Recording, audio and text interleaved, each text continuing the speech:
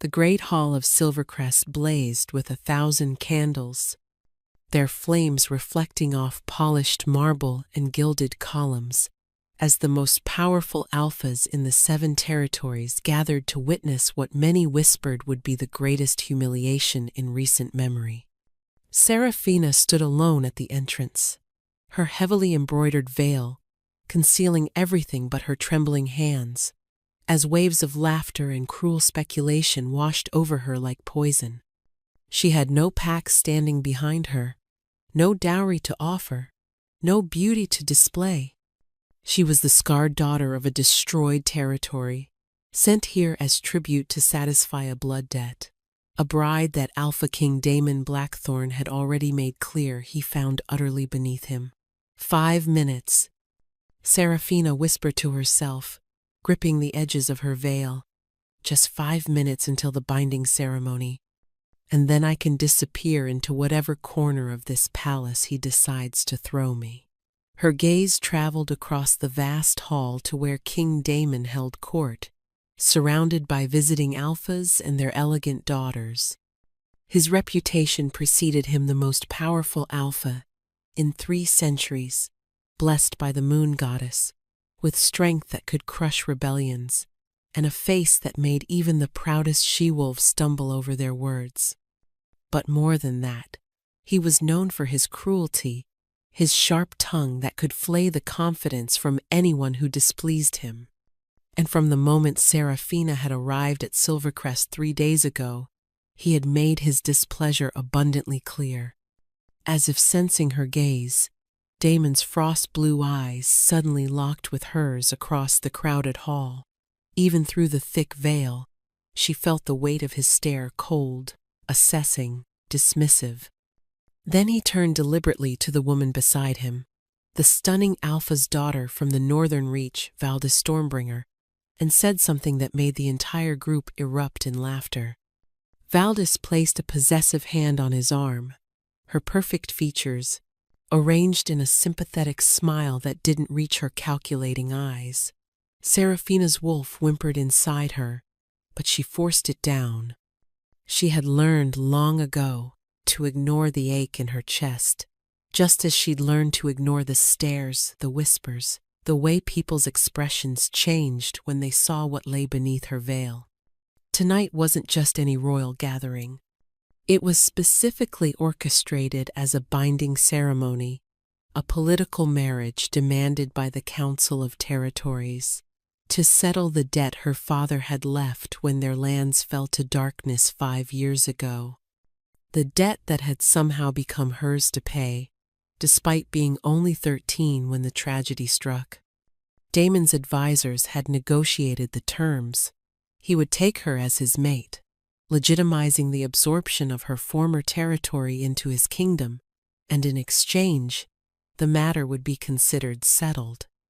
Well, Serafina thought bitterly, watching as Damon threw his head back in genuine laughter at something Valdis whispered.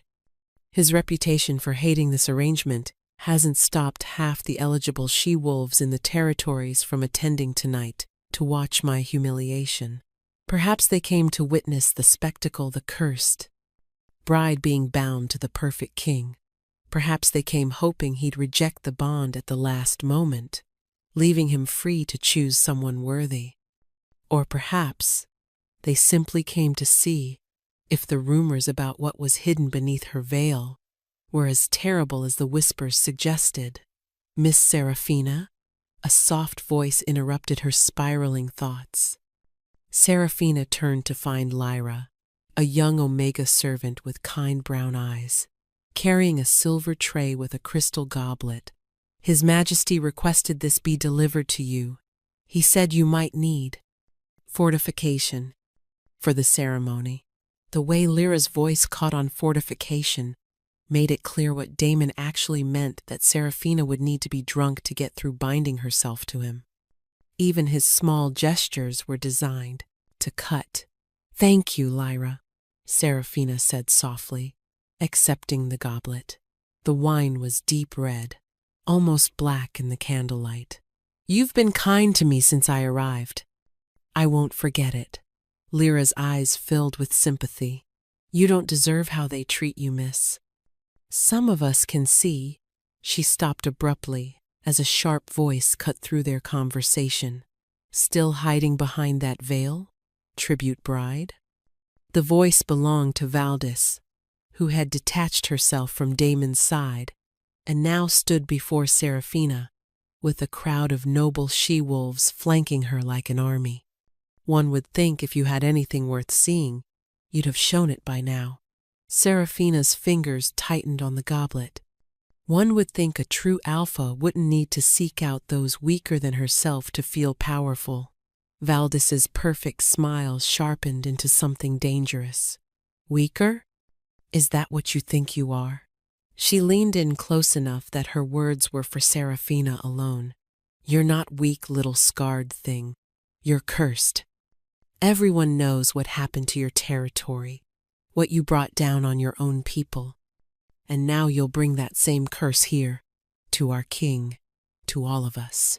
Before Serafina could respond, a commanding presence made them both turn. Damon had crossed the hall with the fluid grace of a predator, his towering form casting Valdis and her companions into shadow.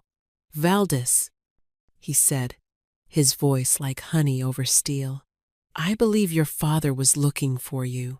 Something about the northern delegation's early departure?" Valdis's confidence faltered for just a moment before she recovered, dropping into an elegant curtsy. "Of course, Your Majesty. I was simply welcoming your bride." The way she said bride dripped with mockery. As Valdis glided away, Serafina expected Damon to follow, to leave her standing alone again.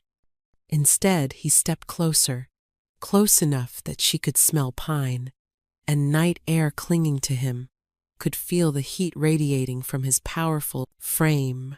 "Drink your wine," he commanded, his glacial gaze fixed on her veiled face. "You'll need it." "For what?" Serafina asked, her voice steadier than she felt. "To tolerate you, or to tolerate being laughed at while bound to you?"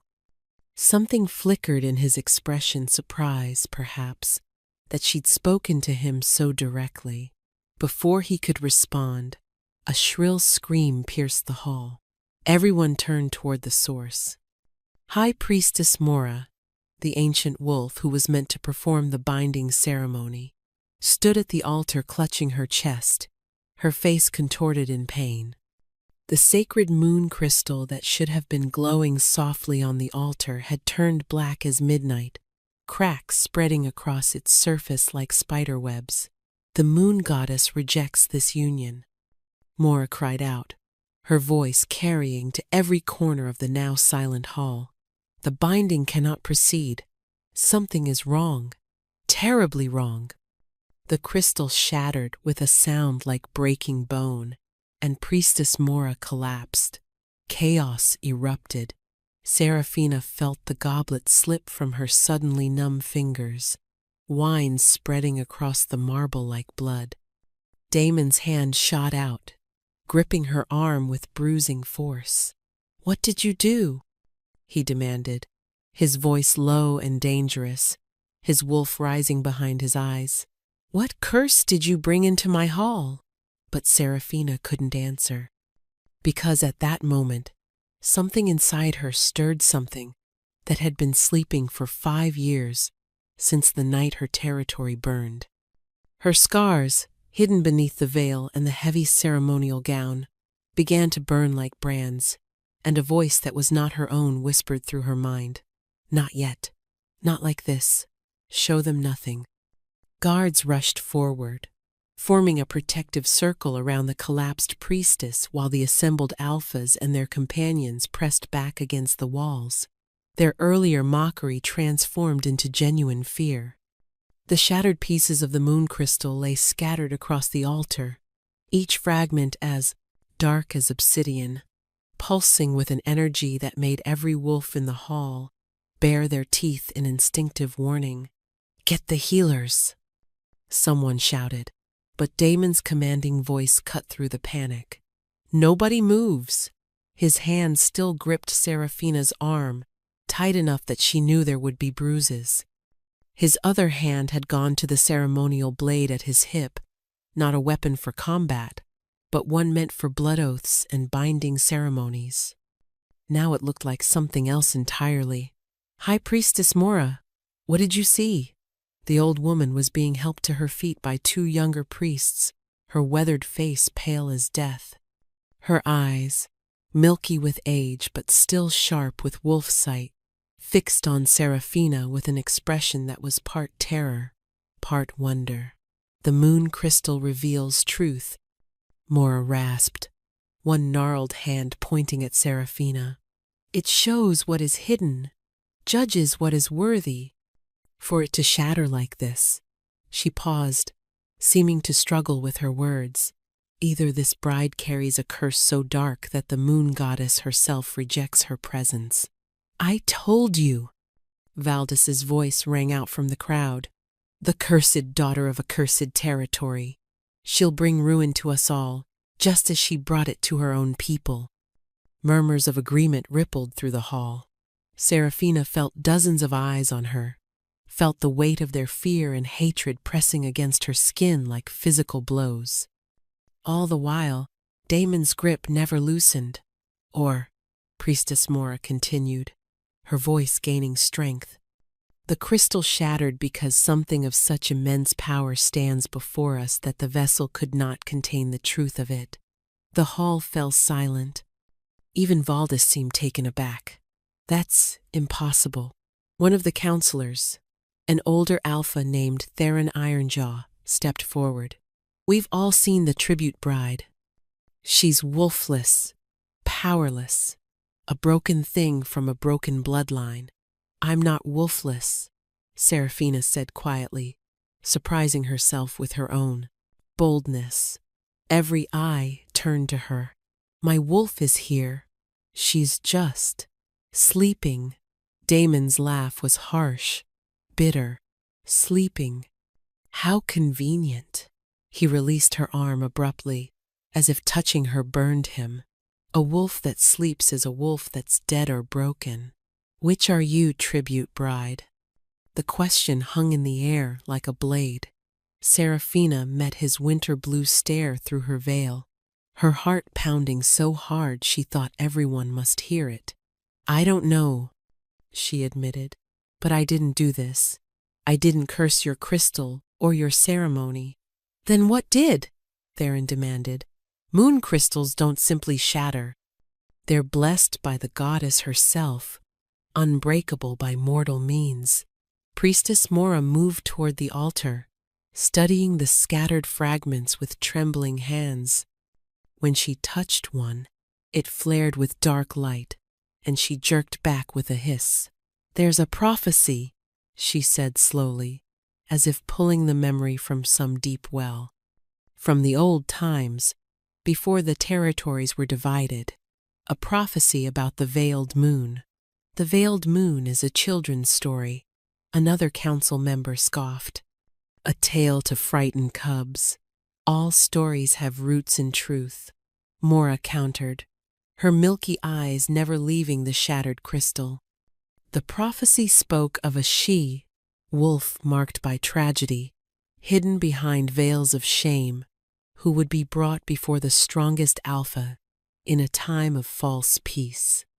When the moon crystal revealed her truth, it would shatter, because no single vessel could contain what she was meant to become." "And what was she meant to become?" Damon asked, his voice dangerously soft. "The moon's chosen?" Mora whispered. "The bridge between the mortal realm and the divine, the goddess's avatar on earth." Laughter erupted from multiple sources. Valdis was nearly doubled over, her perfect features twisted with mirth. "Her? The moon's chosen? Look at her, she can barely stand without trembling. She's no divine avatar. She's a debt payment, nothing more." But Seraphina was no longer listening to Valdis. She was staring at Priestess Mora, at the way the old wolf's expression held none of the mockery she'd endured from everyone else. Instead, there was something like recognition in those ancient eyes. "There's one way to know for certain," Theron said, his voice cutting through the laughter. "Remove the veil. If she carries the moon's mark, as the old prophecies say, it will be visible. If not," he shrugged, "then she's simply what we've always known her to be, a cursed bride from a cursed land. And this binding should never have been attempted." "No," Seraphina said immediately, both hands flying to her veil. "The binding contract didn't require—" "The contract is void," Damon interrupted, his voice cold as winter. "The ceremony was disrupted. The crystal is shattered. If you want to remain under my protection, if you want to avoid being cast out as the curse-bringer you likely are, you'll remove that veil and prove you have nothing to hide." His eyes challenged her, dared her, and Seraphina realized, with sinking certainty, that he expected her to refuse, expected her to run, that he wanted her to give him a reason to break the contract, to be rid of her entirely. She thought of Lyra's kindness, the only warmth she'd found in this cold palace. She thought of her mother's last words before the darkness took her. "Survive, little moon. Survive until the truth can be spoken." "Fine," Seraphina heard herself say. Her hands shook as they moved to the clasps of her veil. "But when you see what's beneath, remember that you demanded this, all of you." The hall held its collective breath as her fingers found the first clasp, then the second. The heavy veil began to slip, and at that exact moment, the great doors to the hall burst open with a crash that made everyone jump. A scout, wild-eyed and bloody, stumbled through.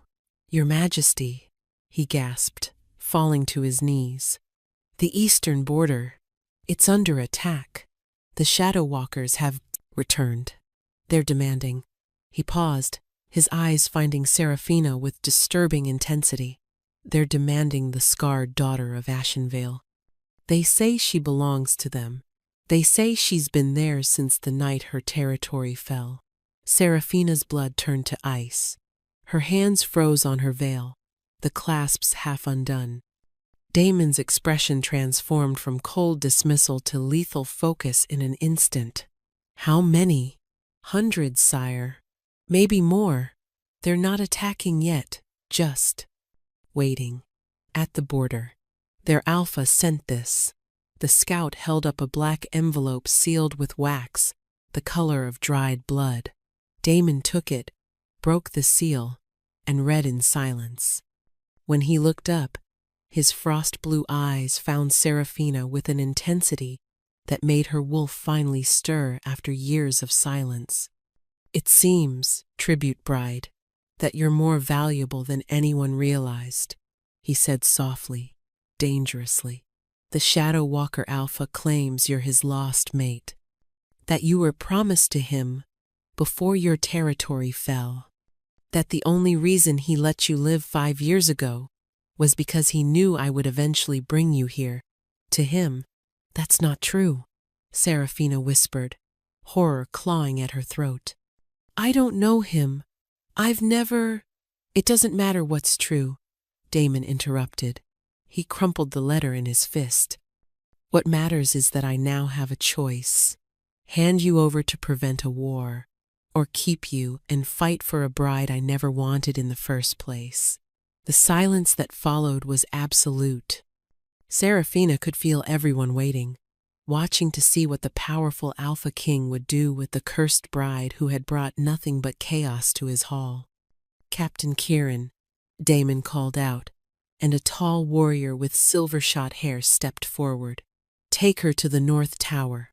Lock it down. No one goes in or out without my direct order." "You're imprisoning me?"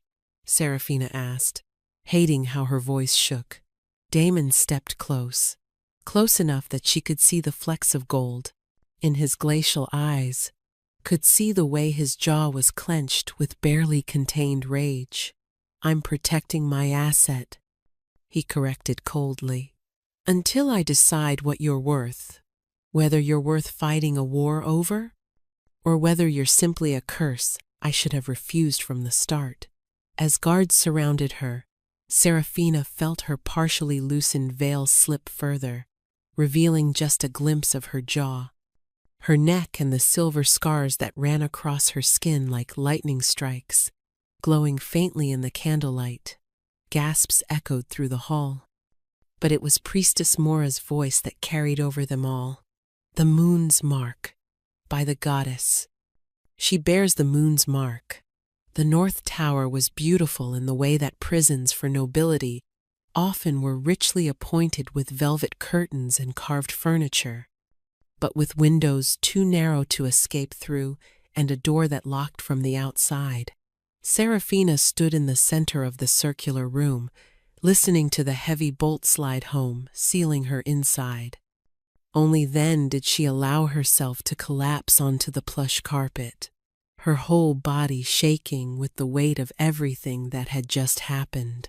The ceremony's destruction, the prophecy, the Shadow Walker's return, and worst of all, that glimpse of her scars enough to shock the assembly, but not enough to show them the full truth of what she carried. Her hands moved to her veil again, this time removing it completely in the privacy of her prison. The heavy fabric fell away, and she caught her reflection in the full-length mirror across the room. The scars covered the right side of her face, her neck, her shoulder, everywhere the darkness had touched her the night Ashenvale burned. But they weren't the ugly, twisted marks that battle or fire would leave. They were silver, intricate as frost patterns on glass, and in certain lights they seemed to glow with their own inner luminescence. Her mother had called them beautiful once, before the darkness took her too. The priests who'd examined her afterward had called them something else, the mark of the forsaken moon. Serafina touched the largest scar, the one that ran from her temple to her jaw, following the path where the shadow creature's claw had opened her face. She'd been 13, hiding in the temple while her territory burned around her. She'd prayed to the moon goddess for salvation, for protection, for anything, and something had answered. She still didn't fully understand what had happened that night. One moment she'd been dying, bleeding out on the temple floor. The next, silver light had exploded from her wounds, driving back the shadows, creating a barrier that had kept her alive even as everything and everyone else fell. When the other territory's forces had finally arrived at dawn to find Ashenvale destroyed, they'd found only her unconscious, scarred, and somehow untouched by the corruption that had consumed everyone else. Some called it a blessing, most called it evidence that she was cursed, that she'd somehow caused the destruction herself. A soft knock on the door startled her from her memories. Before she could respond, she heard the bolt slide back, and Lyra slipped inside carrying a tray of food and fresh water. "Miss Serafina," the young Omega said, her eyes widening as she saw the unveiled face. But unlike the others, there was no horror in her expression, only wonder.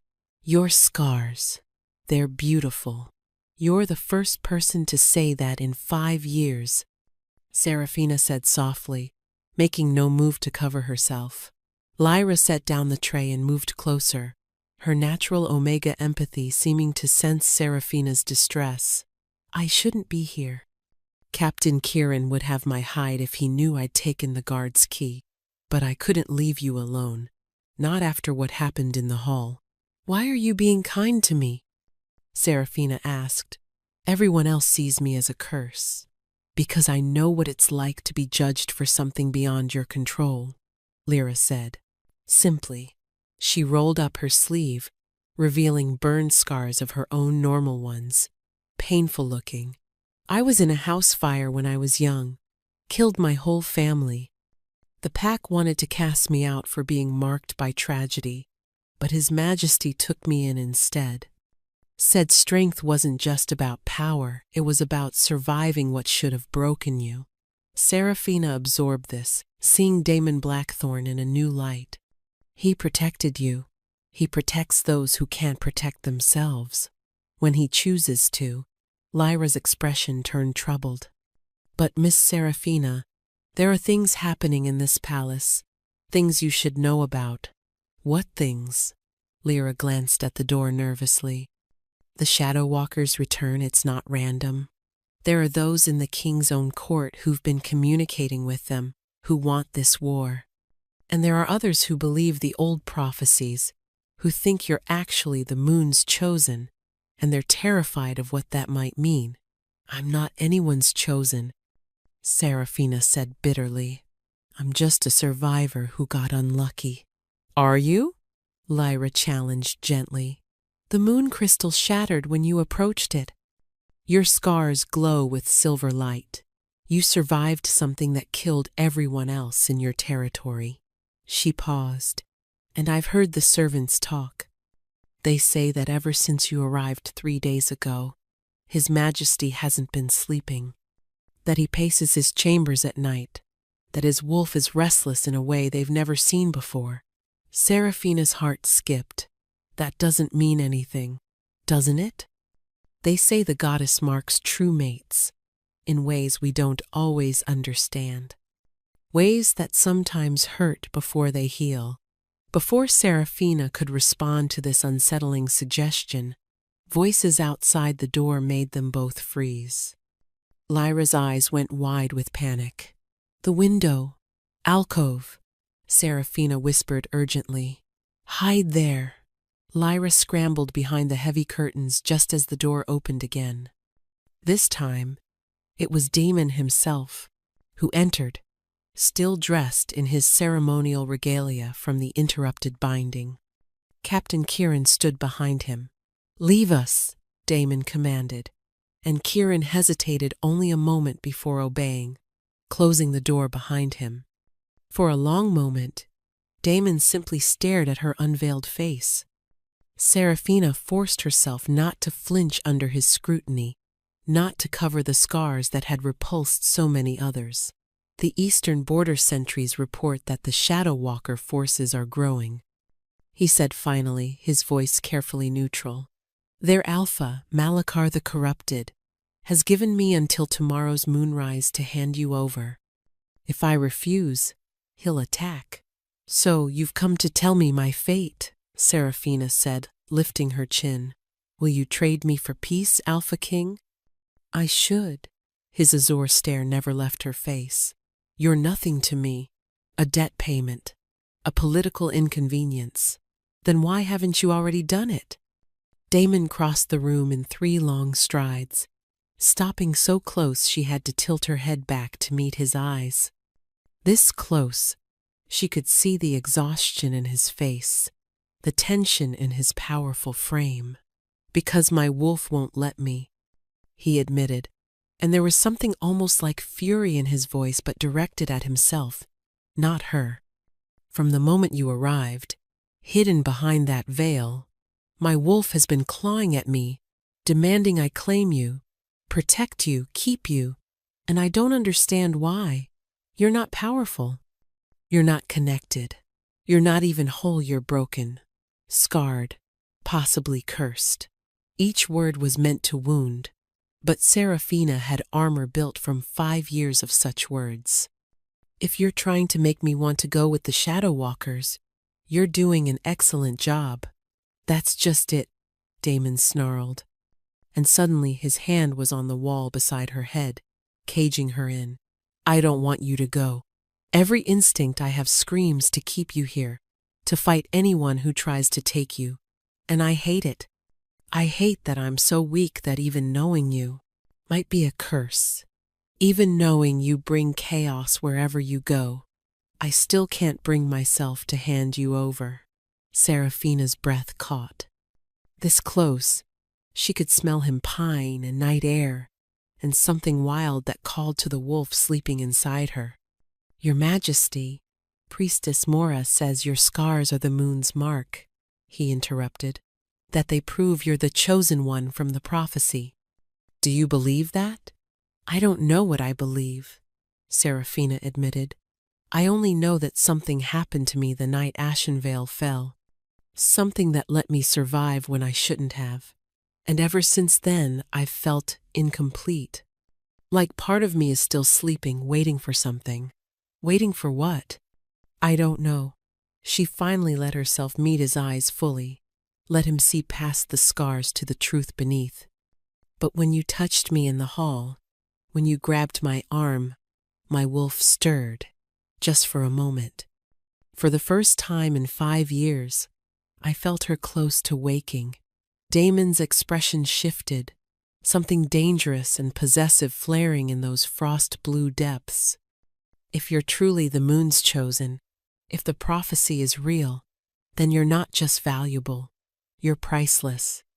Every territory, every alpha would want to control you, use you. Is that what you want? Seraphina asked. To control me?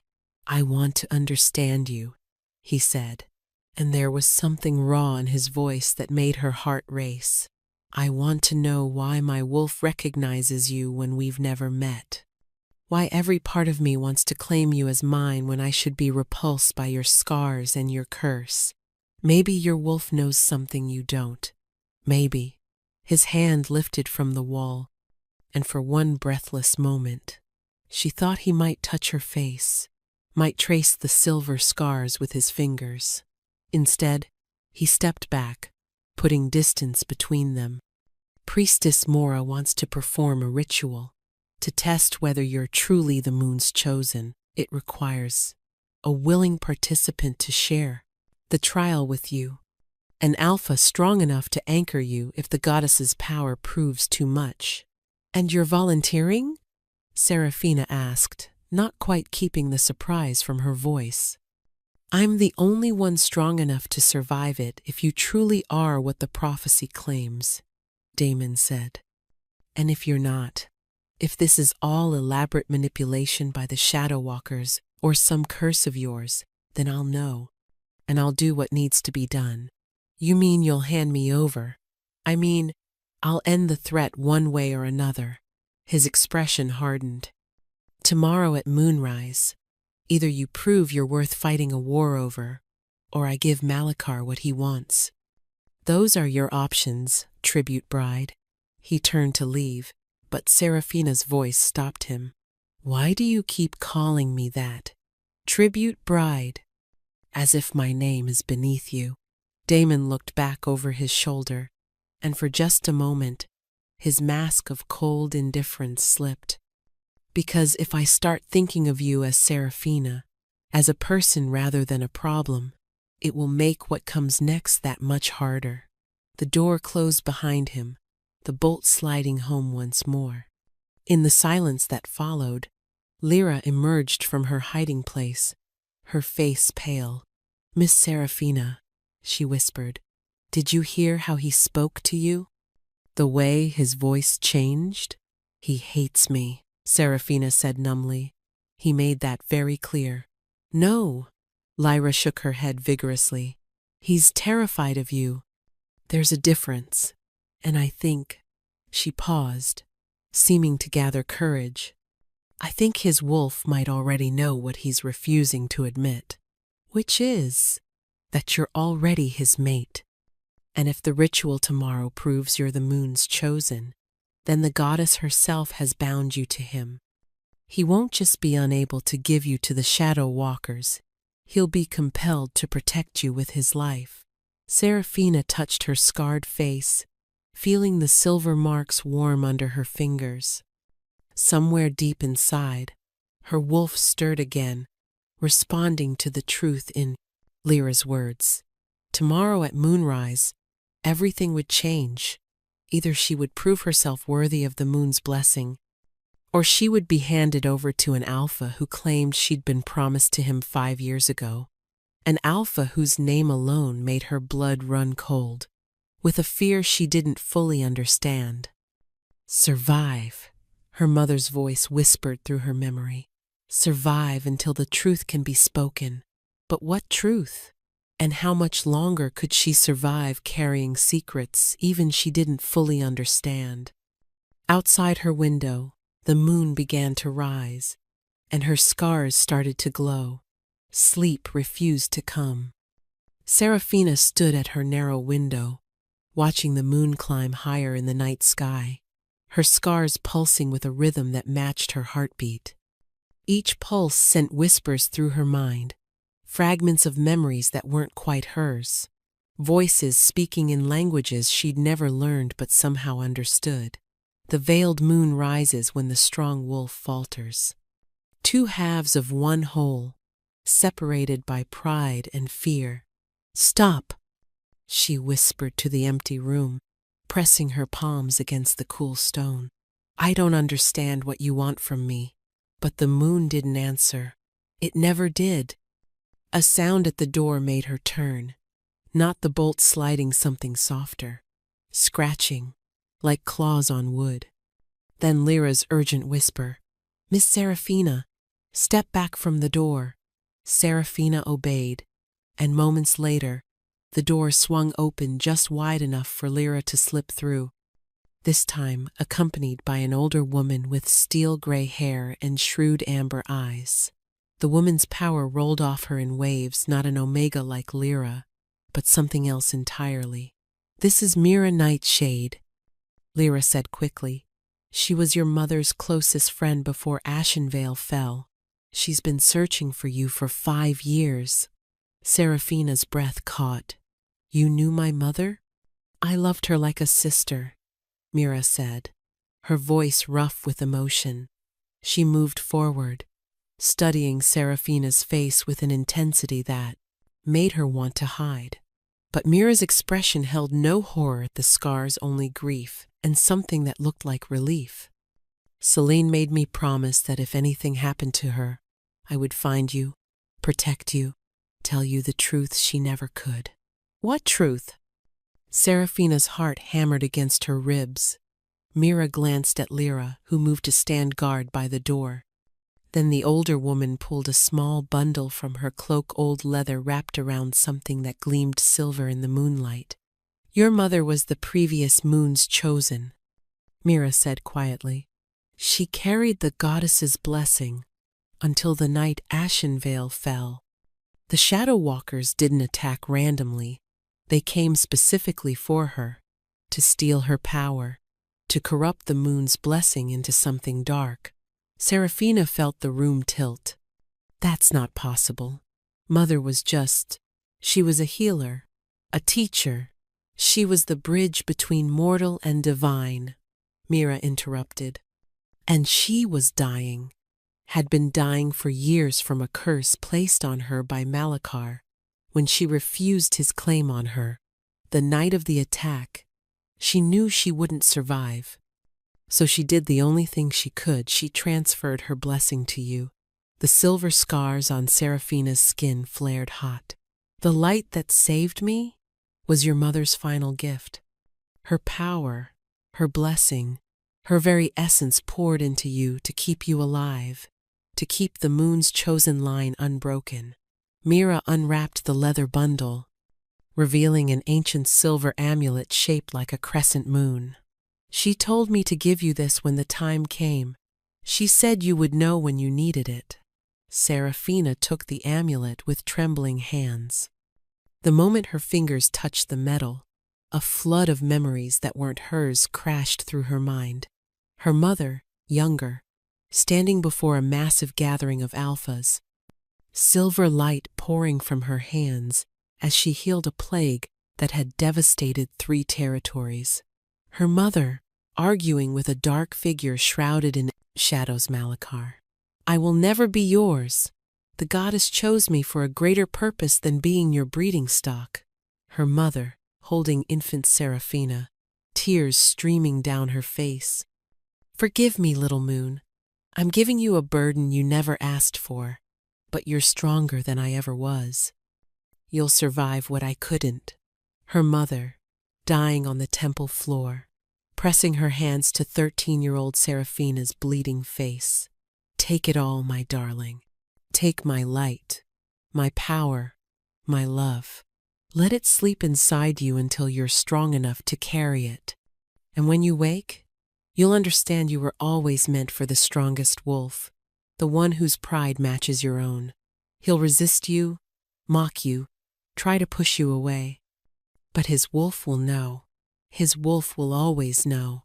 Serafina gasped, the visions releasing her so abruptly. She would have fallen if Mira hadn't caught her. She knew, Serafina whispered. She knew about Demon, about all of this. The Moon's Chosen are always bound to the Alpha King of their time, Mira explained. It's how the balance is maintained, divine feminine power paired with mortal masculine strength. But the binding can't be forced. It must be chosen by both parties, or the power will destroy them both. Damon doesn't want me, Serafina said bitterly. He made that very clear. His wolf wants you, Mira corrected. The man is afraid. Of you, of what you represent, of losing control. But his wolf recognizes you, just as your wolf recognizes him. Tomorrow's ritual will prove it. What exactly is this ritual?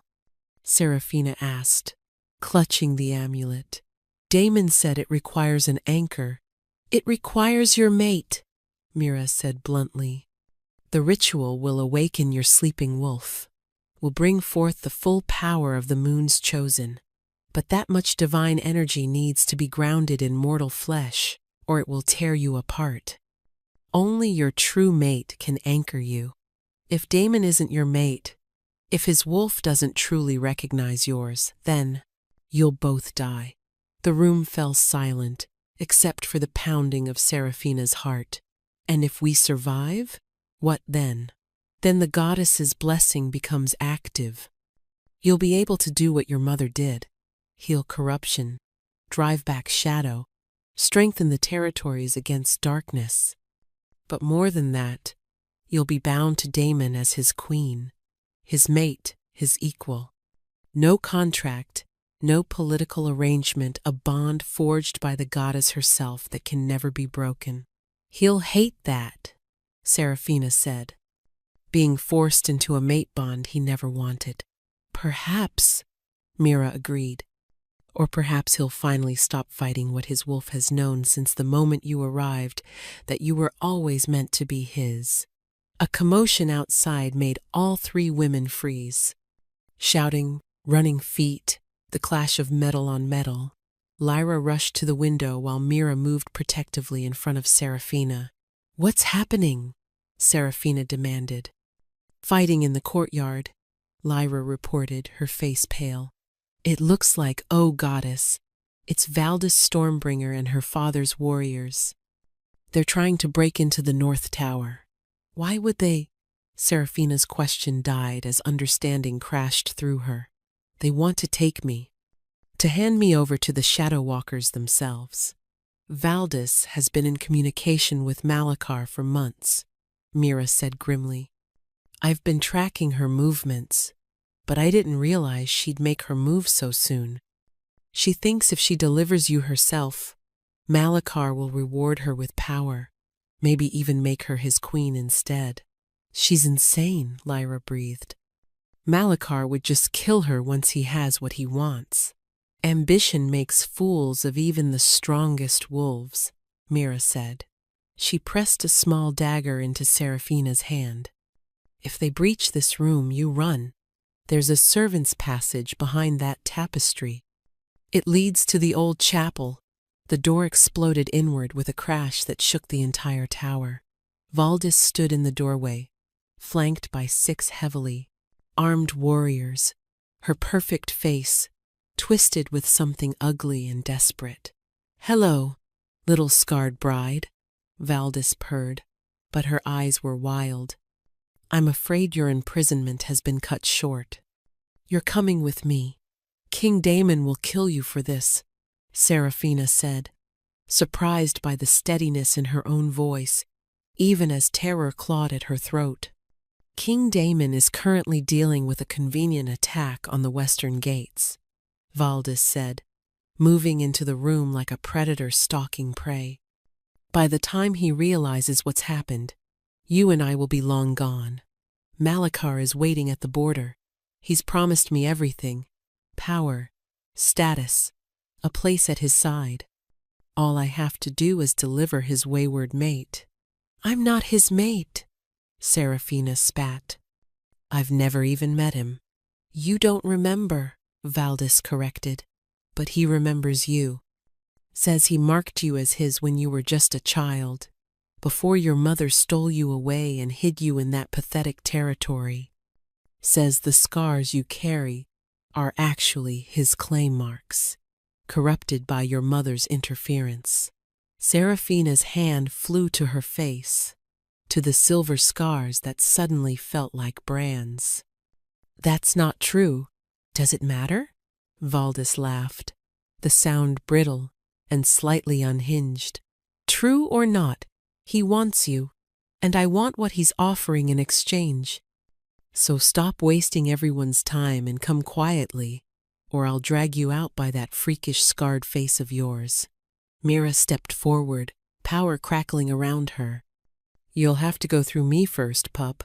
"Gladly," Valdis snarled and lunged. What happened next moved too fast for Serafina to fully process. Mira met Valdis's attack with surprising strength, the two she-wolves crashing together in an explosion of snarls and snapping teeth. Lyra grabbed Serafina's arm, trying to pull her toward the tapestry and the escape route beyond, but Valdis's warriors were faster.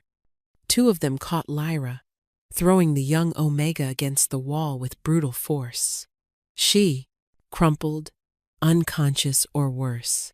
The other four converged on Serafina. "No!" Serafina heard herself scream, and something inside her, something that had been sleeping for 5 years, suddenly woke. Silver light exploded from her scars, so bright that the warriors staggered back with shouts of pain. The amulet around her neck burned hot against her skin, and her mother's voice echoed through her mind. "When you wake, little moon, you'll be unstoppable, but only if you accept what you are." Power surged through Serafina's veins like liquid moonlight. For the first time since that terrible night, she felt her wolf rise not weak or broken, but magnificent and fierce. The sleeping giant inside her stretched, yawned, and opened eyes that glowed with divine silver. "I am not prey," Serafina said, and her voice carried harmonics that weren't quite human. "I am not a prize to be traded or a curse to be feared. I am the moon's chosen, daughter of Selene Ashenvale, and you will not take me." The silver light intensified, spreading from her scars to fill the entire room. Valdis's warriors screamed, falling to their knees as the divine energy burned away at something dark that clung to them, shadow corruption. Serafina realized they'd been touched by Malakar's power, turned into his puppets. Valdis herself broke away from Mira, her perfect face contorted with rage and fear. "What are you?" she demanded. "I'm exactly what Malakar fears most," Serafina answered, and took a step forward. The silver light moved with her, inexorable as the tide. "I'm the one thing he can never corrupt or control. I'm his doom, just as I was always meant to be." But maintaining the power was agony. Serafina could feel it burning through her mortal body. Too much divine energy for flesh and bone to contain. Her mother's voice whispered again, "You need your anchor, little moon. You need him." As if summoned by her desperation, a howl split the night, deep and powerful and furious. The sound of it made Serafina's wolf sing in recognition, made her power surge even higher. Damon. Her wolf knew him, called to him, needed him with an intensity that transcended logic or pride. The tower's outer wall exploded inward in a shower of stone and mortar. Through the dust and debris, a massive black wolf emerged, larger than any Serafina had ever seen, with winter blue eyes that found her immediately. Behind him, The broken body of one of Valdis's lookouts suggested he'd come through anyone who'd tried to stop him. The wolf shifted mid-stride, bones and muscle restructuring until Damon stood before her in human form, power radiating from every line of his body. His clothes were torn, blood spattered across his skin, but his focus never wavered from Serafina's glowing form. "Release the power," he commanded. "You're burning yourself apart." "I can't," Serafina gasped. Now that it was awake, the divine energy didn't want to return to sleep. It wanted out, wanted to burn through everything, wanted to complete what her mother had started. "I don't know how to control it." "Then let me help you," Damon said, and closed the distance between them in 2 strides. His hands cupped her face, calloused palms gentle against her burning scars. The moment he touched her, something clicked into place, a circuit completing, power finding ground. The silver light didn't disappear, but it stopped threatening to tear her apart, instead flowing between them in a pattern that felt ancient and right. "There you are," Damon murmured, and there was something in his voice that Serafina had never heard before. Wonder, possessiveness, recognition. "I felt you wake, felt your wolf calling mine. Every instinct I have is screaming to claim you right here, right now, regardless of who's watching." "Then why don't you?" The words left Serafina's mouth before she could stop them, bold and challenging despite the chaos surrounding them. Damon's eyes flashed. "Because when I claim you, tribute bride, it won't be in front of traitors and corrupted fools. It will be under the full moon, with the goddess herself as witness. After you've proven to every wolf in this kingdom that you're worthy of standing at my side." "I thought you didn't want me," Serafina whispered. "I don't want you," Damon corrected, and there was raw honesty in his voice. "But my wolf chose you the moment you arrived, and I'm done fighting what I can't change. Tomorrow at moonrise we do the ritual. And if we survive it, if you truly are my fated mate, then the moon help anyone who tries to take you from me." Before Serafina could respond, Valdis's voice cut through their moment. "How touching. But Malachar won't give up just because you've decided to play the devoted mate, Damon. He'll come for her with everything he has. You're starting a war over a scarred, cursed bride who might destroy you both." Damon turned his glacial gaze on Valdis, and the temperature in the room seemed to drop 10 degrees. "Then let him come. I'll enjoy crushing him." He raised his hand, and Captain Kieran appeared in the broken doorway with a squad of guards. "Take Valdis and her warriors to the dungeons. Charges, treason, conspiracy with enemy forces, attempted kidnapping. They can rot there until I decide what to do with them." As the guards dragged a screaming Valdis away, Damon turned back to Serafina. The silver light still connected them, pulsing gently now instead of burning. "Can you pull the power back?" he asked quietly. Serafina tried, feeling for the edges of the divine energy. With Damon's touch anchoring her, it was easier. The light slowly dimmed, retreating back into her scars, into the sleeping wolf who now felt closer than ever before. When it was done, she swayed with exhaustion. Damon caught her easily, lifting her into his arms as if she weighed nothing. "The ritual is in 12 hours, he said. "Until then, you're staying where I can protect you. No more towers, no more locked doors. You'll stay in my chambers, under my guard, where anyone who wants to take you will have to go through me first." "Your chambers?" Serafina's exhausted mind struggled to process this. "My chambers," Damon confirmed, already carrying her toward the door. "And if you're about to argue about propriety or reputation, save your breath. The moment that silver light connected us, every wolf in this palace felt it. They know what you are, what we are to each other. There's no hiding it now. As they passed through the broken doorway, Serafina caught sight of Lyra being tended by healers, conscious again, and already trying to sit up. Mira stood nearby, her expression satisfied despite the blood on her clothes. "Tomorrow, little moon," Mira called after them. "Tomorrow, you become what you were always meant to be. Tomorrow, just 12 more hours, until the ritual that would either prove her worthy or destroy them both. 12 hours until she had to face the truth about what she was, what she'd always been."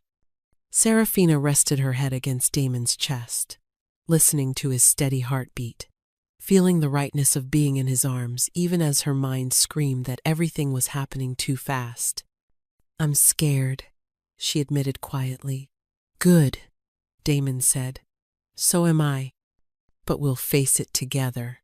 And despite everything, the danger, the prophecy, the war looming on the horizon, Serafina felt something unfamiliar bloom in her chest. Hope. Damon's private chambers were nothing like Serafina had imagined.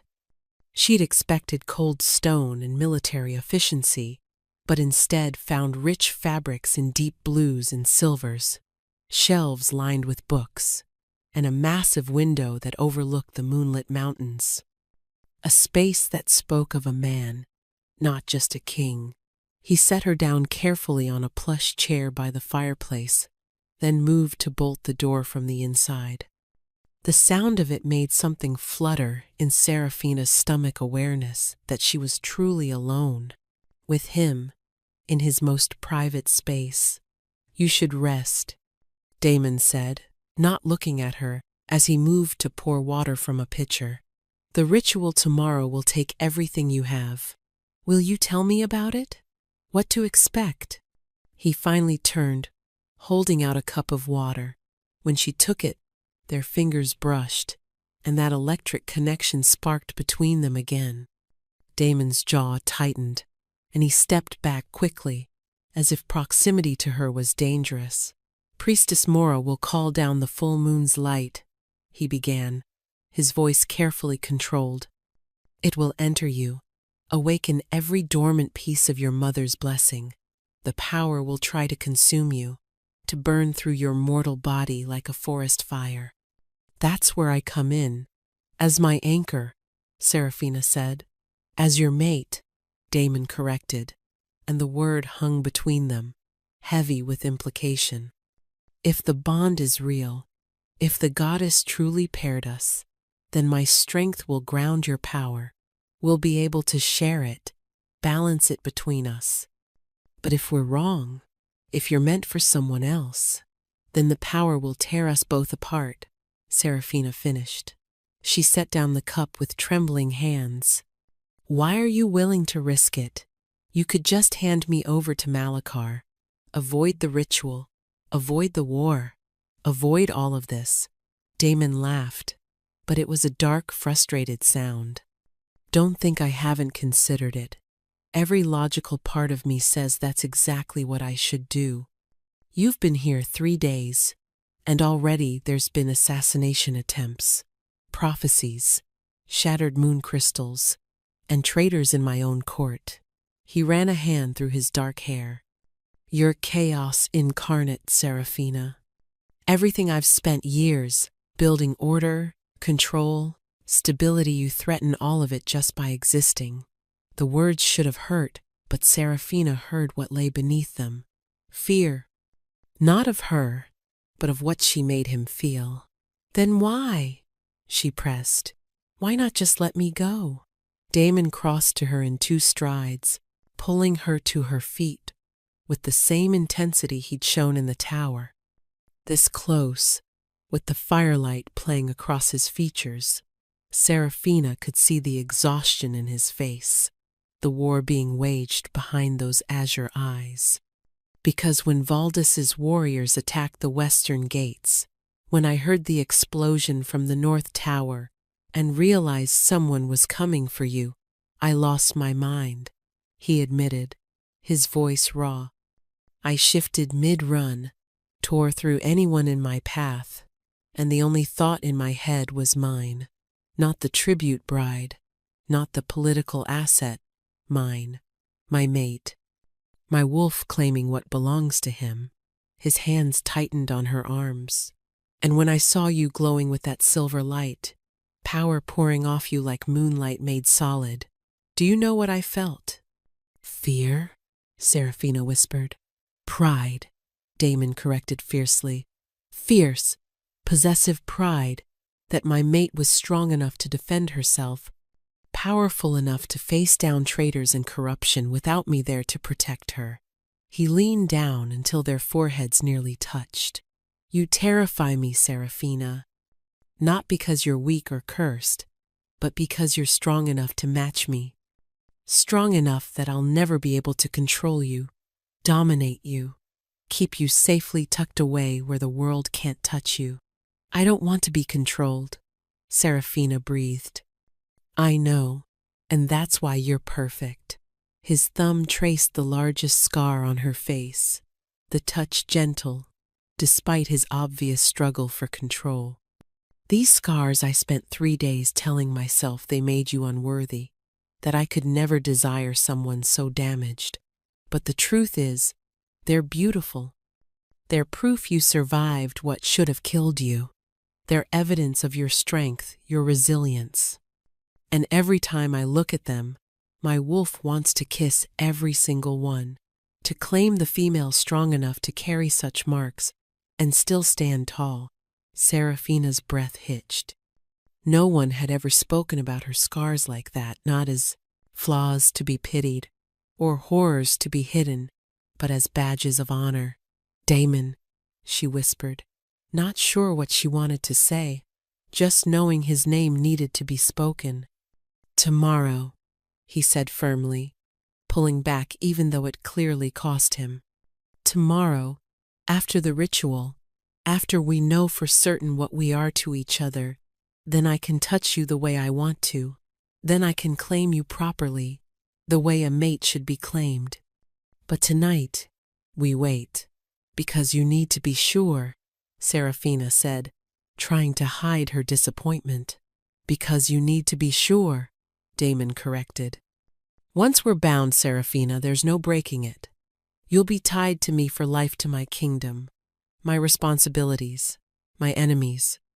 You'll be queen of the most powerful territory in the realm, with all the danger and duty that entails. His expression softened slightly. I need you to choose this with full knowledge of what it means.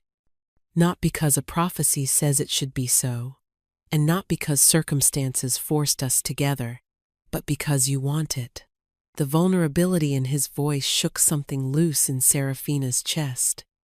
This wasn't the cold, mocking alpha king from the Great Hall. This was just Damon, a male, struggling with feelings he didn't understand, trying to do right by a female he'd been taught to see as beneath him. What if I already know? She asked quietly. What if my wolf already chose you, the moment you caught me when that power exploded? What if every part of me is screaming that you're mine, just as surely as I'm yours? Damon's eyes blazed. Then tomorrow can't come fast enough, he growled. But we still wait.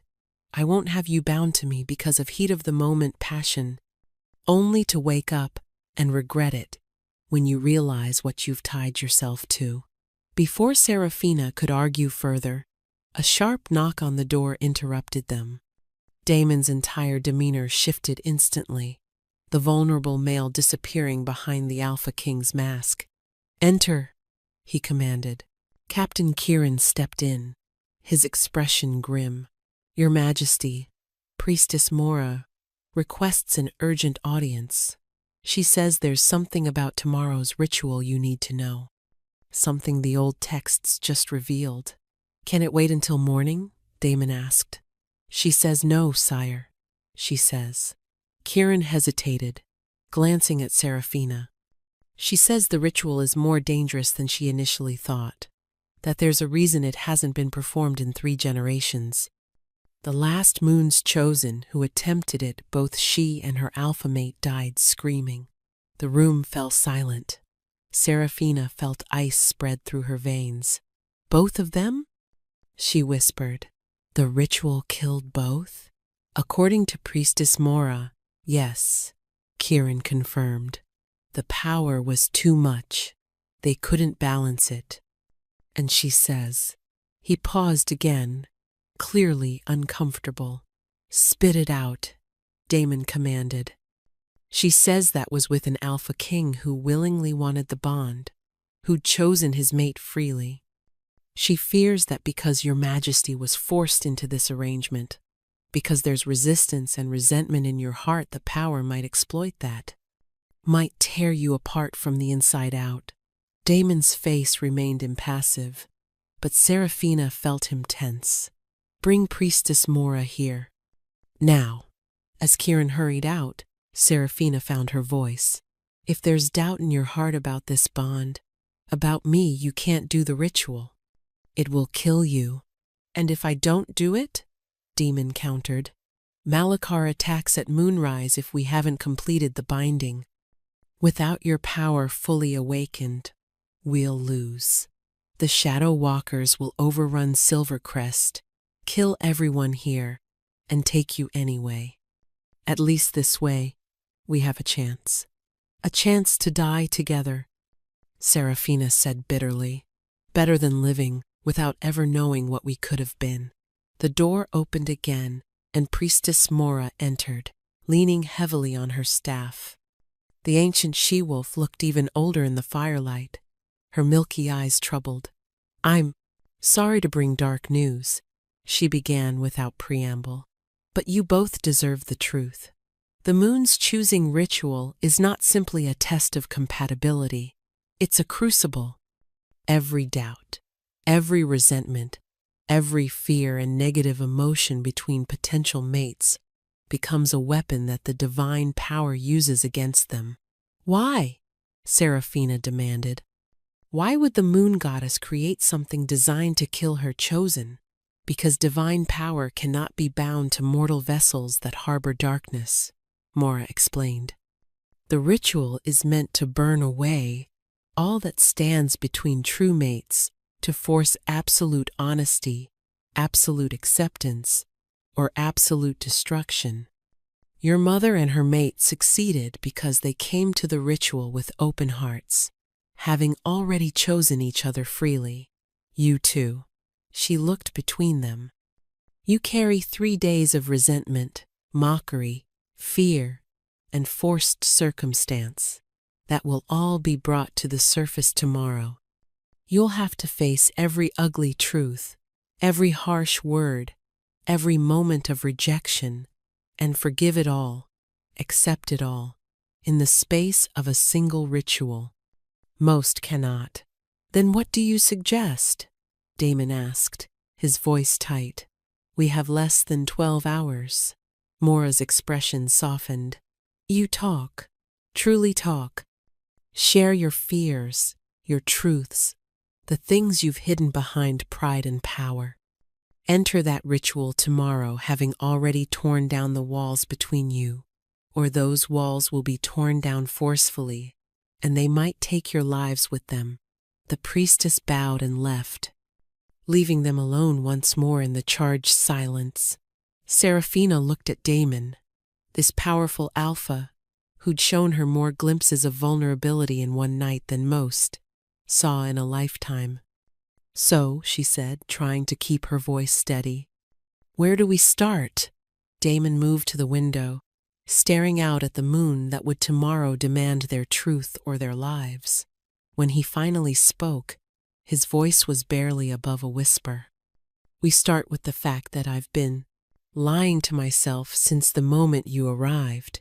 I told myself I was repulsed by your scars, but the truth is, the moment I saw even a glimpse of them in the Great Hall, my wolf recognized the moon's mark. He knew what you were before I was willing to accept it. He turned to face her.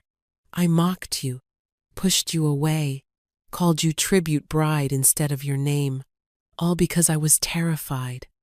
terrified that if I let myself feel what my wolf felt, I'd lose control. I've spent my entire life maintaining absolute dominance, never showing weakness, never letting anyone close enough to hurt me. And you, Seraphina Ashenvale, you threatened all of that just by existing. The raw honesty in his words made Seraphina's throat tight. I was terrified too, she admitted.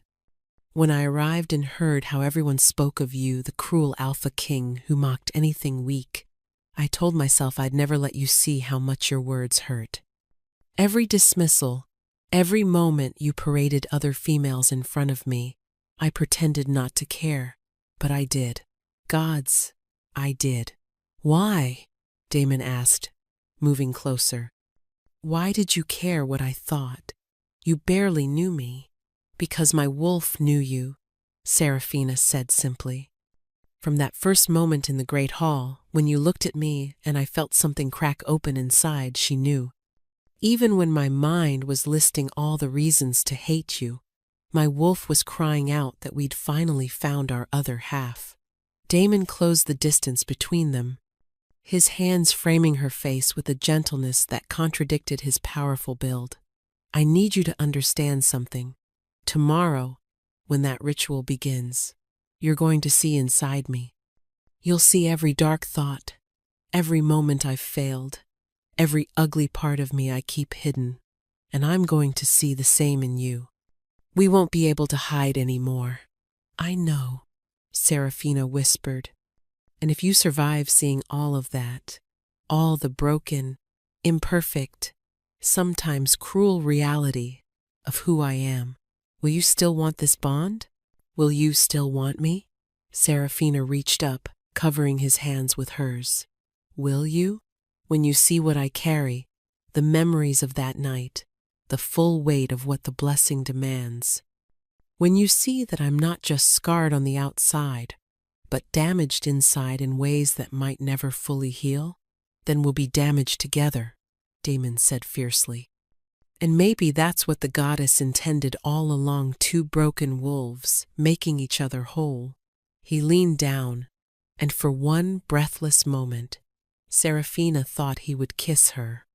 But instead, he pressed his lips to her forehead, right over the largest of her scars, in a gesture so tender it made her eyes burn with unshed tears. Get some rest, he said softly. Tomorrow, we face the moon together. Tonight, we face ourselves. He moved away, settling into a chair by the door, positioning himself between her and any threat that might come. A guardian, a protector, and maybe, just maybe, her mate. Seraphina curled up on the plush sofa, exhaustion finally claiming her.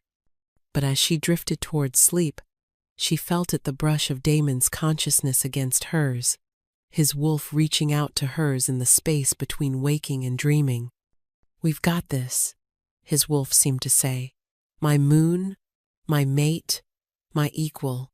Tomorrow, we prove it to everyone. And for the first time in 5 years, Seraphina's wolf answered back with something other than silence. Tomorrow, we become what we were always meant to be. Outside, the moon climbed higher, marking the hours until moonrise, until the ritual that would either bind them eternally or destroy them completely. 12 hours. The countdown had begun. Dawn came too quickly, and not quickly enough. Seraphina woke to find Damon already awake, standing at the window watching the sun rise.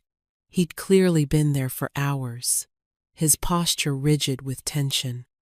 Did you sleep at all? She asked softly. No. He didn't turn around. I kept thinking about what Mora said, about the ritual exposing every truth between us.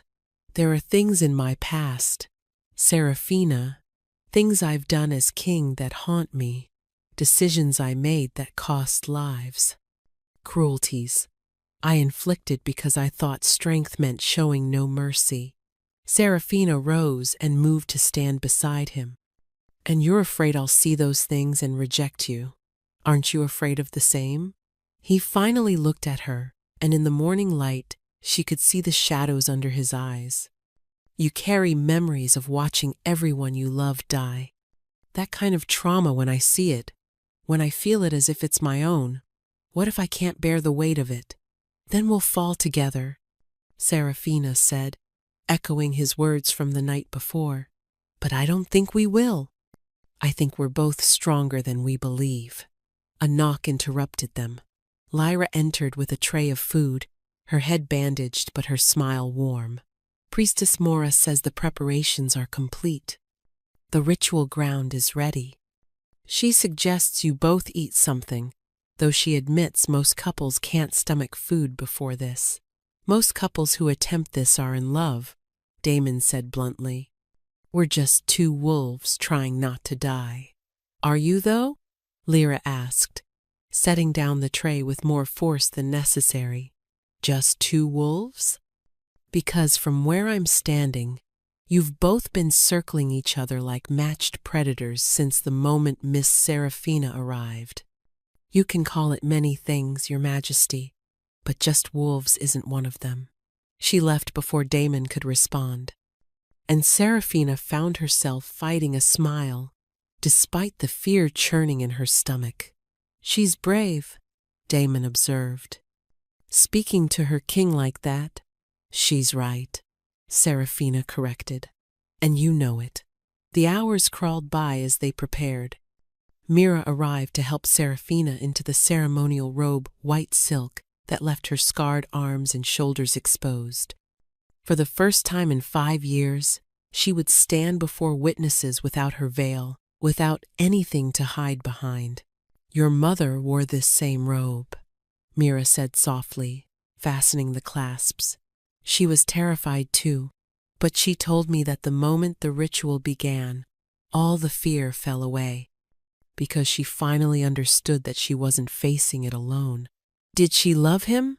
Serafina asked. Her alpha mate? Or was it just the bond? She loved him more than life itself, Mira answered. But the love came after the bond, not before. The goddess doesn't demand love to create mates, Serafina. She demands the potential for it, the willingness to try. The rest develops with time. As the sun began its descent toward the horizon, Serafina was led to the ritual ground, a circular clearing in the palace's sacred grove, surrounded by ancient stones that hummed with old magic. The entire court had gathered to witness, though they stood far back, outside the protective circle Priestess Mora had drawn. Damon was already there, wearing simple black pants and nothing else, his muscled torso on display. The ceremonial marks had been painted on his skin in silver ink, ancient symbols of strength and protection. When he saw Serafina, something in his expression shifted, softened. You're beautiful, he said, so quietly only she could hear. I should have told you that the first moment I saw you. Instead, I hid behind cruelty because I was afraid of what it meant that I thought so. Serafina's breath caught. Demon, I know this isn't the time, he interrupted. But if something goes wrong, if this ritual tears us apart, I need you to know. These 3 days with you have woken something in me I thought was dead. Hope, maybe. Or the possibility of happiness. Whatever happens next, I'm grateful the goddess chose you for me, even if I was too much of a fool to see it. Before she could respond, Priestess Mora's voice rang out, commanding attention. We gather under the watchful eye of the moon to witness the ancient rite of choosing. 2 souls stand before us, Serafina Ashenvale, bearer of WWWW, the moon's blessing, and Damon Blackthorn, Alpha King of Silvercrest. The goddess will judge, if they are worthy to be bound, if their wolves recognize each other as true mates. Mora raised her staff, and the silver paint on Damon's body began to glow. Seraphina's scars answered with their own light, and she felt power gathering in the air like the pressure before a storm. The ritual will show you each other's truths, Mora continued. Every memory, every fear, every shame and secret, you cannot hide from each other or from the goddess. If you choose to proceed, step into the circle together. Seraphina looked at Damon. His glacial eyes held hers. Steady despite the fear she knew he felt, he held out his hand. Together, he said simply.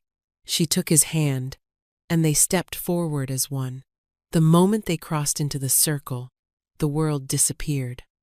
There was no court, no witnesses, no palace, only silver light so bright it should have been blinding, but instead felt like coming home. The power of the full moon, despite it not yet having risen, poured down through some channel that existed outside normal time and space, and then the visions began. Seraphina gasped as Damon's memories flooded through her. A young boy, no more than 7, watching his father execute a prisoner. A king shows no mercy, his father said. Remember that, Damon. Mercy is weakness.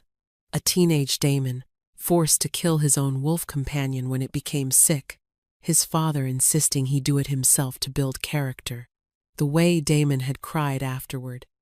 Alone in his room, certain he was broken inside. A young king, barely 20, making the decision to let a rebel territory starve rather than send aid. They chose rebellion, his advisors said. Let them face the consequences, the guilt that ate at him when he learned children had died. Damon staring at himself in the mirror, practicing his cold expression, his cruel smile, building the armor of the heartless Alpha King because that's what everyone expected, what everyone needed him to be. She felt his shame, his self-loathing, the weight of every harsh decision and unkind word. And beneath it all, a desperate loneliness, the certainty that no one could love the monster he'd made himself become. I see you, Seraphina heard herself say, though the words seemed to come from somewhere deeper than her conscious mind. I see what you've done, what you've had to become. And I see the boy who cried for his wolf, the male who carries the weight of every life lost. You're not a monster, Damon. You're just alone. But you don't have to be anymore. Then it was her turn. She felt Damon's consciousness merge with hers as her memories opened to him. A 13-year-old girl, watching shadow creatures tear through her home. Her mother pushing her toward the temple, screaming, "Run, Seraphina, run!" Hiding behind the altar, hearing the screams go silent one by one. The crushing certainty that she was the only one left, that everyone she loved was dead. The shadow creature finding her, its claw opening her face. The pain, the terror, the moment she accepted she was about to die. Her mother appearing, already dying herself, pressing bloody hands to Seraphina's wounds. I'm sorry, my darling. I'm so sorry for what I'm about to give you. The silver light burning through her as her mother's blessing transferred. The agony of divine power forcing itself into a mortal child's body. Waking up in a strange place, surrounded by healers who flinched from her scars. The whispers, cursed, tainted. She should have died with the rest. 5 years of isolation, of learning to hide behind veils and silence. The certainty that she would never be loved, never be wanted, that the scars made her worthless. She felt Damon's rage on her behalf, his fury at every person who'd made her feel less than. But more than that, she felt his understanding, the recognition of a kindred spirit, someone else who'd learned to hide their wounds behind masks. I see you too. Damon's voice resonated through the light. I see the girl who survived the unsurvivable, who carried divine power alone for 5 years rather than let it corrupt and destroy. You're not cursed, Seraphina. You're chosen. and every scar you bear is proof that you're strong enough to be my queen, my mate, my equal." The silver light intensified, and suddenly they were deeper still, in a place where thoughts became unnecessary. Their wolves rose to meet each other, Damon's massive black beast, and Seraphina's ethereal silver one, circling, assessing, recognizing. The wolves knew what their human counterparts had been too afraid to admit. They were made for each other, two halves of one whole, the strength and the blessing, the alpha and the chosen. The king and his queen. "Mine," Damon's wolf growled, possessive and fierce. "Ours," Seraphina's wolf corrected, equally fierce. "We are equals, or we are nothing." "Equals," Damon's wolf agreed. And then they were pressing together, merging, the bond snapping into place with a force that shook the earth itself. Seraphina heard herself scream, not in pain, but in overwhelming sensation. Power flooded through her, through both of them, divine energy, finding the perfect channel in their joined souls. Her mother's blessing fully awakened, but instead of consuming her, it flowed between them in an endless circuit. Damon's strength grounded it, and her power amplified his. Together, they became something neither could be alone. The bond settled into place, unbreakable and eternal. And with it came the crushing weight of what they now shared: every emotion, every sensation, every thought laid bare. There would be no lies between them, no secrets. What one felt, the other would know. It should have been terrifying. Instead, it felt like relief. The silver light began to fade, and reality returned in pieces. The ritual circle, the sacred grove, the assembled witnesses who stood in stunned silence. Seraphina opened her eyes to find herself still standing, Damon's arms around her, holding her steady.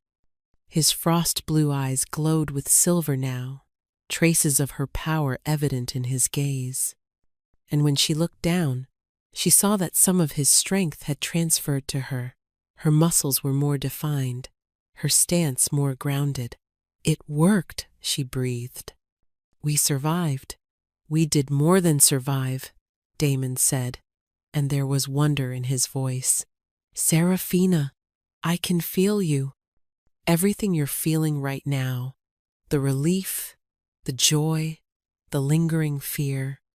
It's like you're a part of me now." "Because I am," she said, understanding flooding through her. "The bond, it made us one. Your strength is mine. My power is yours. We're complete," Damon finished.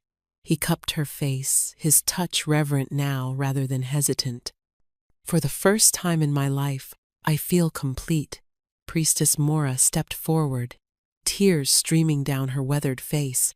"The goddess has spoken. The moon's chosen has found her alpha mate. Long live the king and his queen." The cry was taken up by the crowd. "Long live the king! Long live the queen!" But before Seraphina could fully process what had happened, a horn sounded from the palace walls. 3 long blasts that meant only one thing: enemy at the gates. Captain Kieran rushed forward, his face grim. "Your Majesty, the Shadow Walkers have arrived. Malachar himself leads them. He's demanding we hand over the moon's chosen, or he'll raise Silvercrest to the ground." Damon's expression hardened, the tender mate disappearing behind the Alpha King. "How many?" "Thousands, sire. And they've brought corruption with them. The very ground they stand on is turning black." Seraphina felt fury rise inside her, not just her own, but Damon's too, their emotions amplifying each other through the bond. The power that had been so hard to control before now responded easily, flowing through her at the slightest thought. "Then let's introduce Malachar to his mistake," Damon said, his voice carrying the weight of absolute authority. He came expecting a frightened girl to cower behind her mate. Instead, he'll face the moon's chosen queen, standing beside her alpha king. He turned to Seraphina, and in his eyes, she saw not just acceptance, but pride. "Ready to show them what we can do together, my queen?"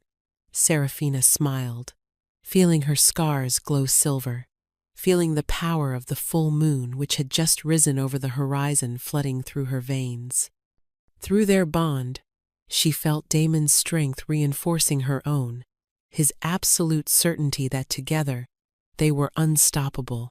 "Let's end this," she said. And hand in hand, the Alpha King and his moon's chosen queen walked toward the gates, toward the battle that would prove once and for all that they were exactly what the goddess intended, a force too powerful for darkness to ever overcome. The gates of Silvercrest stood open not in surrender, but in challenge. Damon had ordered them so, a statement that he would not hide behind walls from the threat that waited beyond. As he and Seraphina approached, the bond between them hummed with shared determination, each drawing strength from the other's presence. The sight that greeted them made even seasoned warriors step back in fear. The Shadow Walker army spread across the valley, like a plague, thousands of corrupted wolves with eyes that glowed sickly yellow. And everywhere they stood, the earth beneath them turned black and withered, life itself fleeing from their touch. At the front of this army stood Malachar. He was massive, even by Alpha standards, his body twisted by the corruption he wielded. Black veins spiderwebbed across his skin, and shadows moved around him like living things. But his eyes, those remained sharp and calculating, fixed on Seraphina with an obsession that made her skin crawl.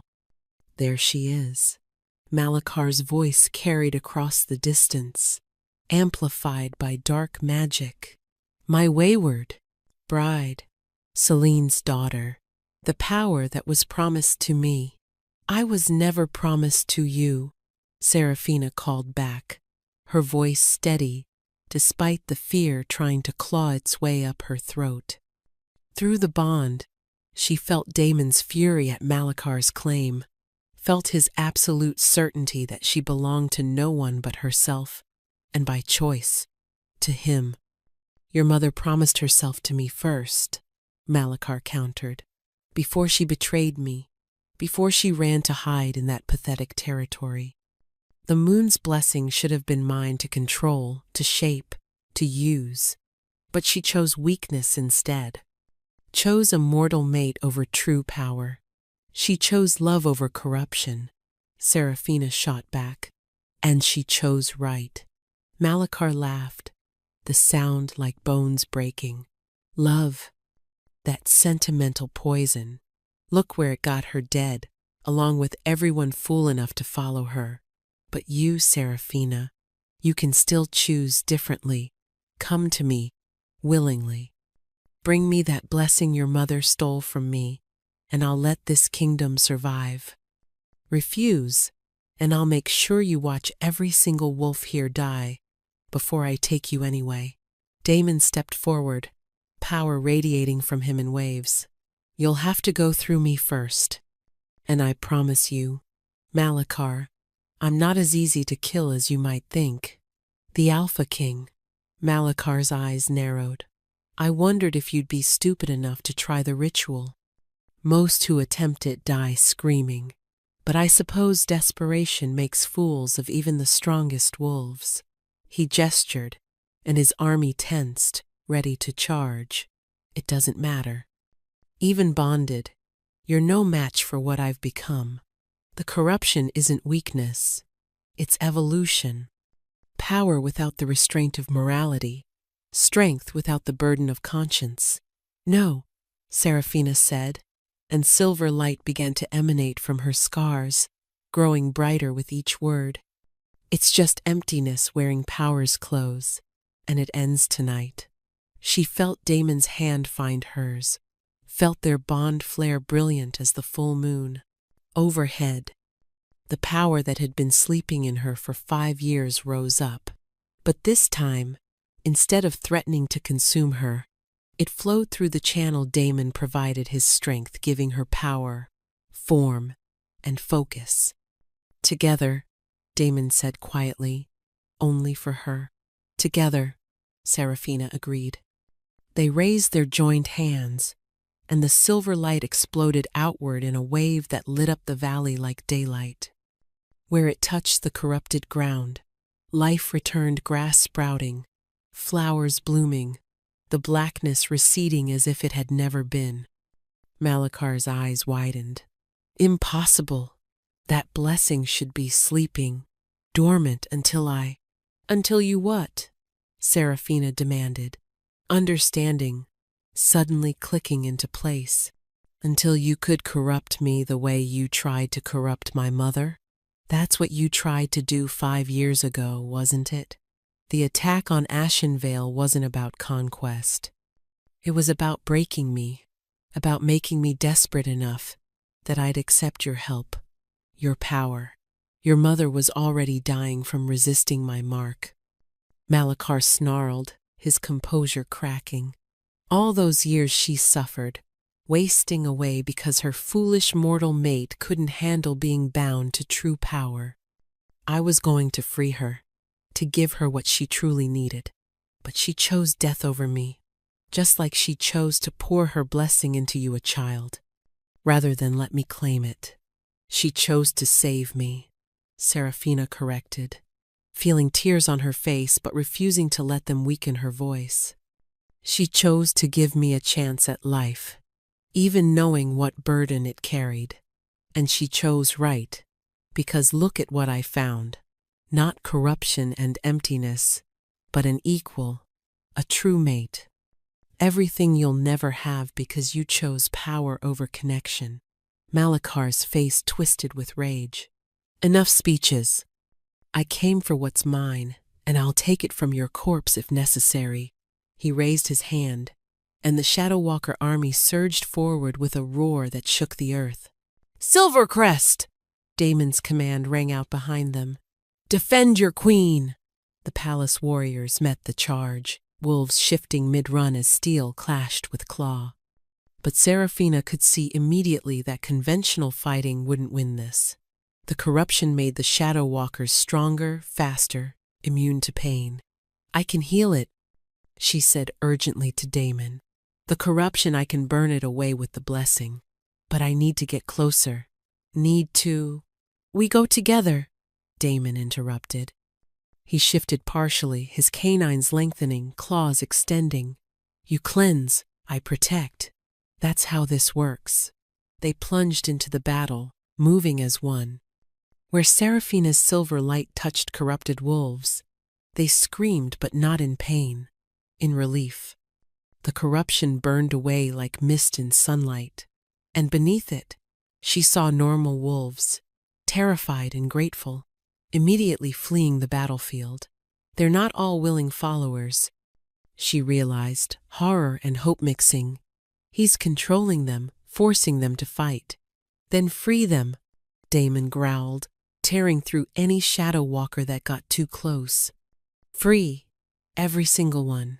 They fought their way deeper into the enemy forces, Seraphina's power growing stronger with each corrupted wolf she cleansed. She could feel Damon through the bond, his fierce pride in her strength, his absolute trust that she could do this, his determination to keep her safe while she worked. But Malakar wasn't going to let them succeed so easily. He appeared before them in a burst of shadow, his corrupted power colliding with Seraphina's blessing in an explosion that sent wolves flying in all directions. You think you can undo what I've built? Malakar snarled. I've been perfecting this corruption for decades. Your little light show is nothing compared to... Damon hit him like a freight train, the two alphas colliding with bone-shattering force. They were evenly matched in size, but Demon had something Malakar didn't, a mate whose power flowed through him, reinforcing every blow, healing every wound, almost as fast as it was inflicted. "You're strong," Malachar admitted, black blood dripping from his mouth. "Stronger than I expected. The bond did that made you more than you were." His eyes found Serafina. "Imagine what you could be with me instead. Imagine what we could build together." "I'd rather die," Serafina said flatly. She raised her hands, silver light gathering in her palms. "You killed my family. You've spent 5 years hunting me. You corrupted thousands of innocent wolves for your own ambition. And you think I'd ever choose you? You don't have a choice," Malachar growled. He moved faster than should have been possible, his hand closing around Serafina's throat before Damon could intercept. The corruption poured from his touch, trying to force its way into her, to overwhelm the blessing with sheer dark power. Serafina screamed as agony ripped through her. The corruption was trying to twist her from the inside, to corrupt the blessing itself. She felt her scars burning, felt the divine power inside her recoiling from the taint. But then she felt something else. Damon, via their connection, his strength flooded into her, anchoring her against the corruption's assault. And more than that, his love. Raw and fierce and absolute, a certainty that she was worth fighting for, worth dying for, worth everything. "You're not alone anymore," Damon's voice came through their bond. "Use my strength. Take everything I have. Together, we're stronger than his corruption." Serafina grabbed onto that connection, onto the love and strength flowing through it. The silver light exploded from her with renewed force, and this time, it wasn't just her power, it was theirs, combined, amplified. The corruption screamed as it burned away.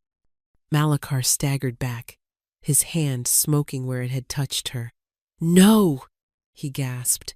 "That's not possible. The blessing can't.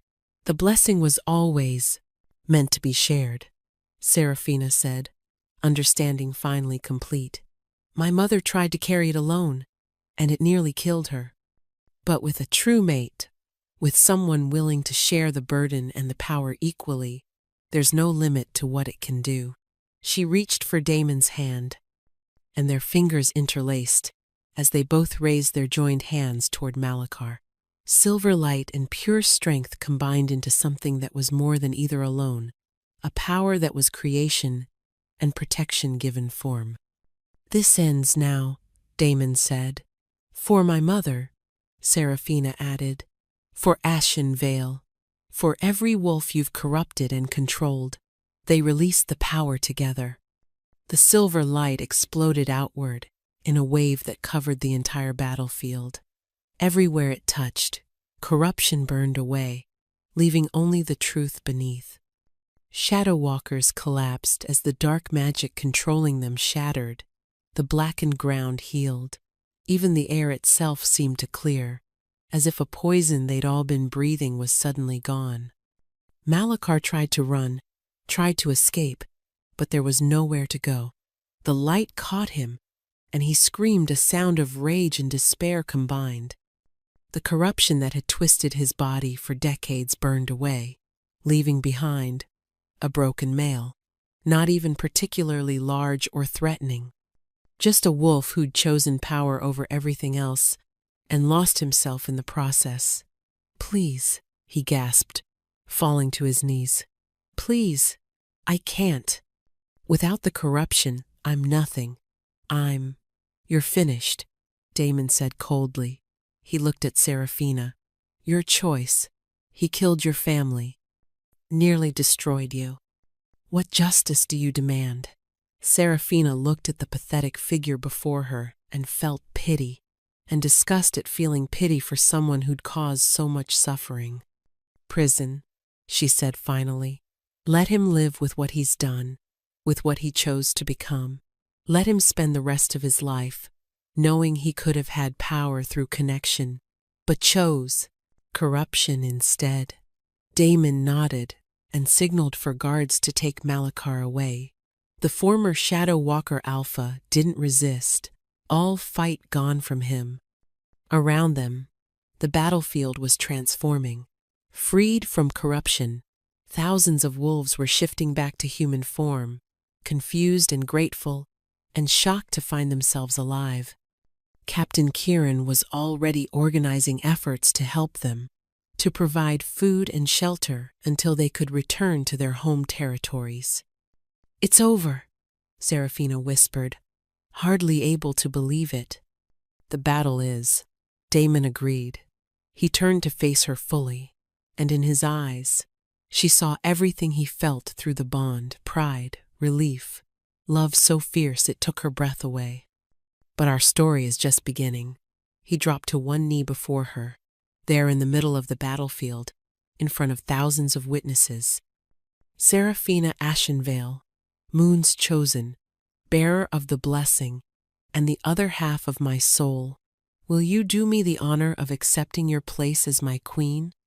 Not because of prophecy or political necessity, but because I'm asking, because I choose you, freely and without reservation." Serafina felt tears stream down her face, happy ones this time. "You already asked me this. The ritual bound our wolves," Damon interrupted. "But I want to ask you, Serafina, the female, not just the Moon's chosen. Will you stand beside me? Not behind me or beneath me, but as my equal partner in all things? Will you help me be the king I want to be instead of the one I was forced to become? Will you show me what it means to rule with heart as well as strength?" Through the bond, Serafina felt the truth of his words, felt the vulnerability it took for him to ask this in front of everyone. The proud, untouchable Alpha King was offering her everything he was, everything he could be. "Yes," she said, pulling him to his feet and into her arms. "Yes, to all of it. To being your queen, your mate, your equal, to building something better together than either of us could alone." Damon kissed her then, and it was nothing like the rushed, desperate contact during the ritual. This was a promise, a claiming, a celebration. The bond between them sang with joy, and the silver light that had been just hers now belonged to both of them, pulsing with their combined heartbeat. When they finally broke apart, the army, both Silvercrest's warriors and the freed Shadow Walkers, was cheering. Priestess Mora stood at the front, tears streaming down her face, a smile of pure satisfaction on her weathered features. "The prophecy is fulfilled," Mora called out. "The Moon's chosen has found her Alpha. The blessing is secured. And from this day forward, let all know that Silvercrest is protected not just by the strongest Alpha, but by the love between two souls who chose each other against all odds." The cheering intensified. Serafina looked around at the faces surrounding them, not with mockery or pity, but with genuine joy and respect. She'd come to this kingdom as a debt payment, a scarred bride no one wanted. Now she stood as queen, as the Moon's chosen, as Damon's mate and equal. "Think you can handle being queen?" Damon murmured against her ear. "Think you can handle having a queen who argues with you?" Serafina countered. "I'm counting on it," he said, and she felt his amusement through the bond. "Someone needs to keep me honest." "Then I suppose we should get started," Serafina said. She looked out at the valley, at the work that lay ahead, rebuilding, healing, helping the freed wolves return home, establishing new alliances. It was overwhelming, but through the bond, she felt Damon's confidence in her, his certainty that they could handle anything together. Hand in hand, the Alpha King and his Moon Queen walked back toward their palace, toward their future, toward the life they would build together. Behind them, the full moon shone bright and clear, the goddess's approval evident in every ray of silver light. The story of the scarred bride and the cruel king was over. The story of the Moon Queen and her Alpha King was just beginning. The royal council chamber had been redesigned. Where once there had been a single throne on a raised dais, now two sat side by side at the same level, a statement that power in Silvercrest was shared equally between its king and queen. Seraphina sat in hers, reviewing reports from the freed Shadow Walker territories. Many had requested to join Silvercrest formally, seeking the stability and protection they'd been denied under Malakar's rule. It was good news, but it came with complications, resources to allocate, borders to redraw, old prejudices to overcome. "Your Majesty," Captain Kieran said, entering with his usual military precision, "the delegation from the Northern Reach has arrived. They're requesting an audience." "Valdis's father," Damon said, entering behind Kieran. Even after 3 months, Seraphina's heart still skipped when she saw him. Through the bond, she felt his matching reaction to her presence that would probably never fade. "Let me guess, he wants his daughter released from the dungeons, among other things," Kieran confirmed. "Tell him we'll see him tomorrow," Seraphina said, "and that Valdis's sentence stands. She betrayed the crown, collaborated with our enemies, and nearly started a war. Her house can send a different representative if they want favorable trade terms." Kieran bowed and left. Damon moved to stand behind Seraphina's throne, his hands settling on her shoulders in a gesture that had become familiar. "You're getting good at this," he murmured. "The queenly decree, the political maneuvering. I'm learning from the best," Seraphina replied, tilting her head back to look up at him. "Though I notice you let me handle that entire exchange." "Because you didn't need me to," Damon said simply. "That's what being equals means, trusting each other to handle what we're best at." Seraphina stood and turned to face him properly. Her scars still glowed faintly in certain lights, would always carry the moon's mark, but she'd stopped thinking of them as flaws. Now they were reminders of everything she'd survived, everything she'd become. "Do you ever regret it?" she asked. "That the ritual bound us so completely that you can never hide from me? Never keep secrets?" Damon pulled her close, and through the bond, she felt his answer before he spoke it. Absolute certainty, fierce joy, and love without reservation. "Not for a single moment," he said. "You terrify me, frustrate me, challenge me, and you're the best thing that ever happened to me." The moon knew exactly what she was doing when she chose us for each other. Seraphina smiled, rising on her toes to kiss him. "The moon chose well." "The moon," Damon agreed against her lips, "chose perfectly." Outside the window, even though it was midday, the moon was visible in the sky, a pale ghost, watching over the kingdom it had blessed, with 2 souls finally made whole.